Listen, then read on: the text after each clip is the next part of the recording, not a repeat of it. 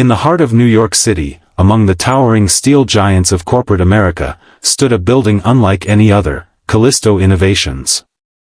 Sleek, sophisticated, and home to one of the top architecture and tech firms in the world, its glass walls reflected success and power.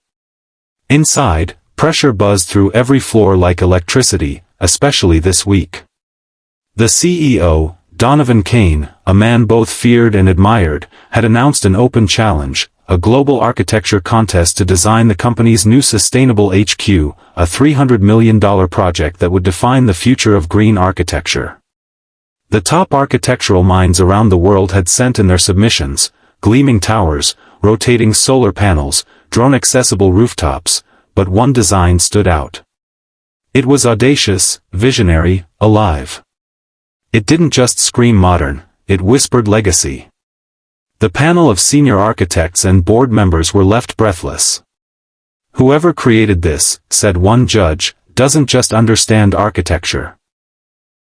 They understand the soul of the earth." Donovan Kane's piercing blue eyes scanned the room.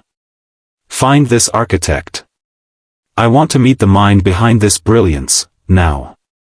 That's when the team stumbled. The submission had no name. No firm. Just a simple, typed note: "This is for those who build dreams, not just buildings." Kane narrowed his eyes. "Then bring me the real architect." Across the building, in the bottom floors no one ever paid attention to, a janitor named Elise Monroe swept floors with worn-out gloves and a silent smile. No one knew much about her.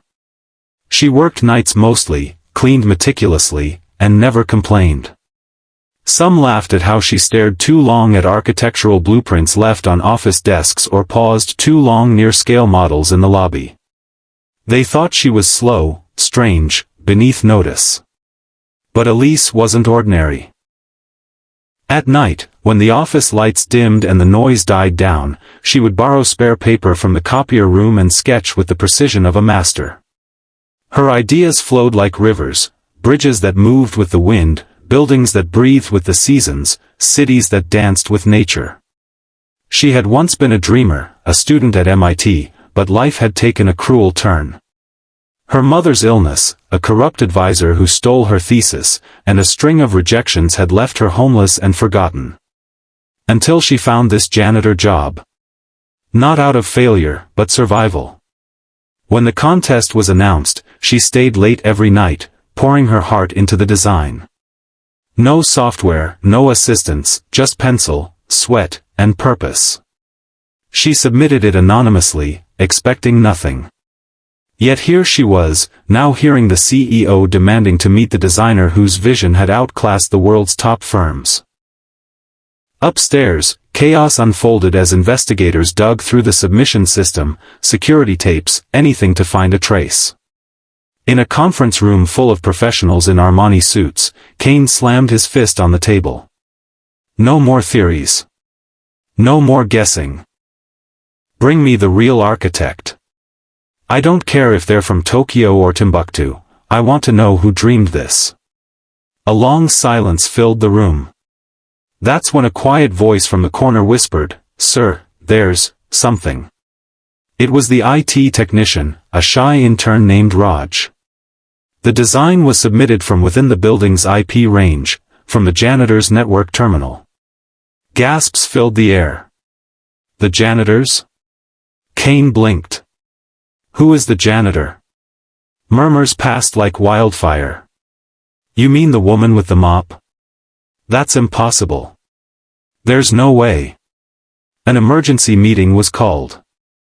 Elise was summoned upstairs, her uniform still damp with bleach and her hair tied in a messy bun. As she walked into the glass chamber filled with suits and doubt, silence fell. "Miss Monroe," said Kane, slowly rising, his face unreadable, "do you have something to tell us?" Elise didn't panic.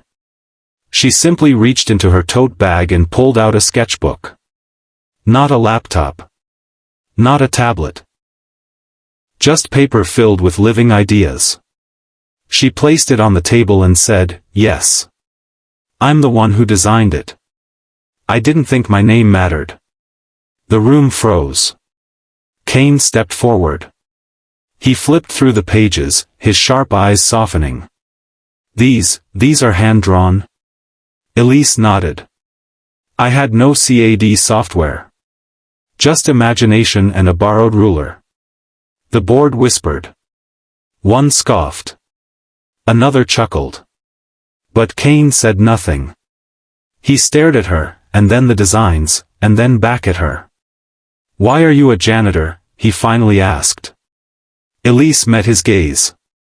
Because life doesn't always wait for your dream to be ready. Sometimes, you do what you must, until your dream finds you again. The room was silent. Completely still. And then Kane smiled, genuinely. You just taught every person in this room something worth more than $1 million project. Tell me, Miss Monroe, would you like to build your dream now? The board members fidgeted. Some objected. She has no license, one protested. No firm. No team. Kane turned to them. Then we build one around her. And just like that, everything changed. Elise Monroe, janitor by necessity, architect by destiny, had just shaken the walls of power with nothing but vision, grit, and courage. But this was only the beginning.